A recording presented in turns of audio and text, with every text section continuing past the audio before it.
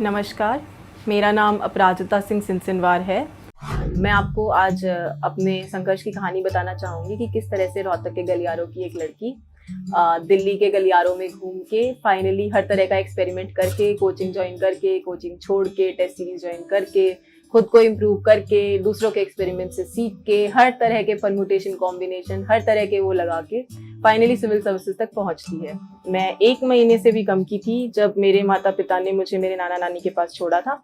Mummy papa कई बार parents teacher meeting में, annual function में या किसी जन्मदिन पे नहीं आ पाते थे, तो लगता था कि भाई बाकी बच्चों के माता पिता हर जगह आते हैं, मेरे माता पिता कभी नहीं आते हैं। तो उस टाइम पे मुझे लगता था कि मैं एक बार बोलूँ कि नहीं, मेरे साथ ऐसे क्यों होता है। ऐसा नहीं है कि मैं टॉपर ही पैदा हुई थी, मैं बचपन में बहुत कमज़ोर इंसान थी, पढ़ाई में भी और शरीर से भी, और कोई भी इंसान टॉपर पैदा नहीं होता है। मैं आपको सच बताऊं तो 5th, 6th और 7th क्लास मेरी लाइफ के वो फेज थे जहाँ पे मेरे परसेंटेज 60% से भी कम आए हुए हैं और मेरी राइटिंग बहुत ख़राब थी। और शायद ही अगर आप उस टाइम पे मेरी राइटिंग और परसेंटेज देखोगे तो फिर आप सोचोगे कि ये वही अपराजिता है जो डॉक्टर बन गई या फिर जिसने आईएएस का एग्ज़ाम क्रैक किया। मैं एक बिलो एवरेज स्टूडेंट भी रही हूँ लाइफ में, और उससे मैंने खुद को इम्प्रूव करके अबव एवरेज स्टूडेंट की जर्नी ट्रैवल की है।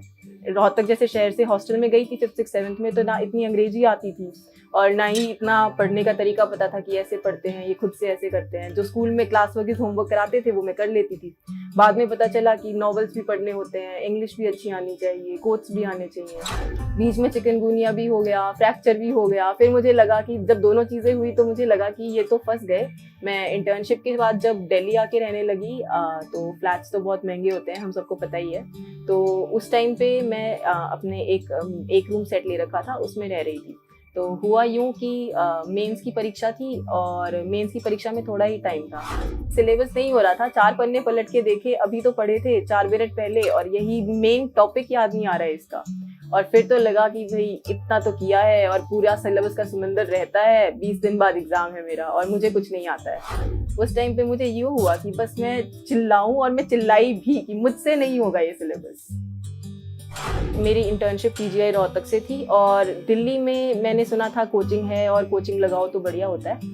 तो मैंने ये एक्सपेरिमेंट शुरू किया। तो मैं ड्यूटी करती पहले 8 घंटे की, फिर मैं रोडवेज़ की बस पकड़ती, हरियाणा रोडवेज़ की, फिर मैं मेट्रो से करोल बाग पहुंचती शाम तक, फिर वो 2 घंटे की क्लास लगाने की कोशिश करती।